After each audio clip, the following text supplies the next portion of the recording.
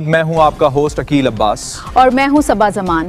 چلتے ہیں آج کی علاقائی خبروں کی جانب۔ اسلام آباد صحافی سید شجاعت علی کا وفاقی دارالحکومت کے پرسکون اور روحانی ماحول میں واقع برصغیر کے عظیم صوفی بزرگ حضرت سخی شاہ عبداللطیف کاظمی المعروف امام بری سرکار رحمۃ اللہ علیہ کے دربار عالیہ پر حاضری کا شرف حاصل ہوا۔ بحیثیت صحافی جہاں دنیا بھر کی خبروں پر نظر رہتی ہے، وہیں اس مقدس آستانے پر حاضری کا مقصد دل و روح کی تسکین اور ملک و قوم کے لیے خیر و برکت کی دعا تھا۔ دربار عالیہ کا ماحول زائرین کے ہجوم اور درود و سلام کی صداؤں سے گونج رہا تھا۔ اس بابرکت گھڑی میں نے اپنے کالم اور صحافت کے ذریعے اٹھائے جانے والے تمام سنجیدہ مسائل کو پس پشت ڈال کر خالصتاً وطن عزیز پاکستان کے روشن مستقبل، امن و امان اور معاشی استحکام کے لیے گریہ وزاری کی۔